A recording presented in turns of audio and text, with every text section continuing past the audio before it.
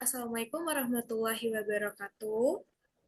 Saya Aulia Zebula Putri Baik, dan rekan saya Nur Aini Rizky Karisma Putri. Nah, di sini kami akan membawakan materi atau presentasi mengenai tipe-tipe keberbakatan. Next.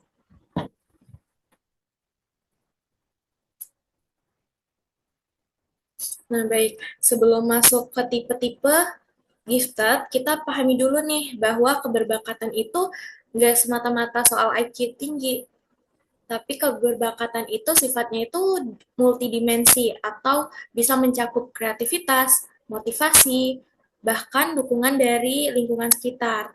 Nah, karena sifatnya yang kompleks ini, penting pentingnya bagi pendidik atau konselor untuk mengenali tipe-tipe keberbakatan supaya pendekatannya itu bisa lebih tepat dan profesional. Baik, pemaparan materi selanjutnya akan dibawakan oleh rekan saya Rizky Karisma Putri. baik. Terima kasih, moderator. Selanjutnya itu di dalam slide ini kita bisa lihat ada 6 tipe keberbakatan menurut Retno 2024. Masing-masing ini punya karakter yang sangat unik. Tipe pertama yaitu successful. Anak yang patuh dan berprestasi tapi punya ketakutan besar akan kegagalan. Tipe kedua itu adalah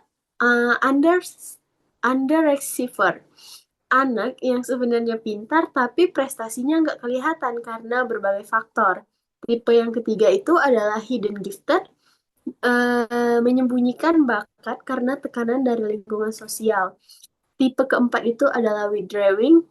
Tipe ini cenderung menarik diri dan bisa terisolasi.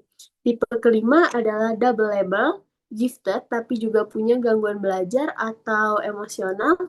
Dan tipe yang terakhir adalah autonomous, anak yang mandiri, kreatif, dan punya kepemimpinan yang alami. Nah, dalam tabel ini memperjelas perbandingan antara tipe-tipe tadi, teman-teman. Jadi kita bisa lihat ciri khas tiap tipe lebih ringkas dan terstruktur. Misalnya nih, tipe underachiever terlihat punya kemampuan tinggi tapi motivasinya rendah. Sedangkan tipe autonomous punya karakteristik yang hampir ideal tapi mereka tetap butuh tantangan dan wadah yang sesuai. Tabel ini bisa jadi alat bantu penting untuk guru atau konselor dalam mengidentifikasi siswa berbakat di kelas. Selanjutnya, teman-teman, eh, implikasi dari model ini, kita belajar bahwa penanganan tiap tipe nggak bisa disamakan, teman-teman. Guru-guru dan BK perlu kenali dulu karakter siswanya.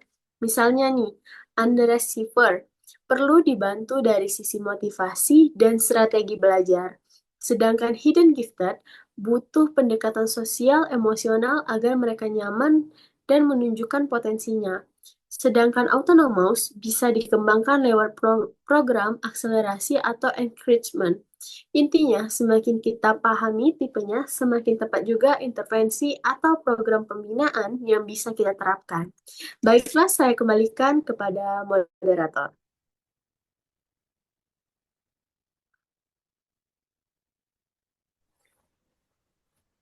Oke, sekarang kita masuk ke bagian yang lebih visual nih. Di slide ini kami menampilkan gambaran ilustrasi dari beberapa ide keberbakatan yang udah dijelasin nih sebelumnya. Tujuannya itu biar kita bisa membayangkan bentuk nyatanya di kehidupan sehari-hari. Nah, yang pertama itu ada underactiver, di mana digambarkan sebagai anak yang duduk diam, ekspresinya datar atau bingung. Ini mewakili anak-anak yang sebenarnya punya kemampuan tinggi, tapi karena mungkin kurang motivasi, atau nggak percaya diri, atau mungkin lingkungan yang kurang mendukung, akhirnya mereka jadi terlihat biasa aja di kelas.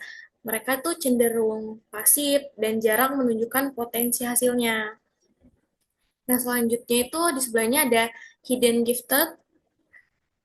Nah, anak tipe ini tuh terlihat seperti anak biasa, gak terlalu menonjol, tapi sebenarnya mereka tuh punya ide-ide yang hebat dan kecerdasan di balik sikap yang kalem, tenang gitu. Biasanya mereka itu nyembunyiin bakatnya karena takut dikucilkan atau nggak mau terlihat berbeda dari temannya gitu. Jadi mereka itu lebih milih untuk blind blind it agar tidak dianggap aneh atau terlalu pintar. Nah, terus ada withdrawing. Biasanya ciri visualnya itu cenderung menarik diri, mungkin duduk menyendiri atau menghindari kontak sosial. Mereka ini sering merasa nggak cocok dengan lingkungan sekitarnya biasanya. Akhirnya mereka jadi terisolasi, jarang bicara, bahkan kelihatan seperti tidak tertarik belajar gitu. Padahal sebenarnya mereka tuh em, sangat punya potensi. Selanjutnya ada yang terakhir itu autonomous. Nah, mereka di sini digambarkan sebagai anak yang berdiri aktif. Mungkin lagi nunjukin papan atau berbicara di depan orang lain. Nah, ini tuh mewakili anak gifted yang sangat mandiri, kreatif, dan suka ambil inisiatif sendiri. Biasanya mereka gak ragu-ragu nih mengemukakan pendapat dan bahkan bisa jadi pemimpin di kelas atau kelompok belajar. Jadi lewat visual ini tuh kita tuh diajak untuk tidak menilai anak-anak hanya dari permukaan saja atau covernya saja karena bisa jadi di balik sifat atau sikap diam yang biasa-biasa aja ini ada potensi gifted yang luar biasa banget. Next.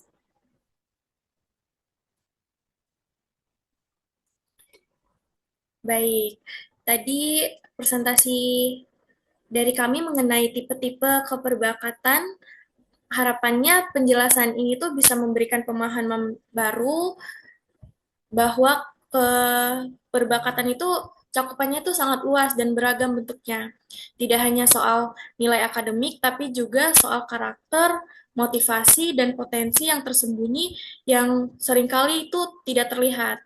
Nah, semoga materi ini bisa bermanfaat bagi kita semua, khususnya bagi calon pendidik, konselor, atau siapapun yang ingin lebih peka terhadap potensi peserta didik di sekitar kita.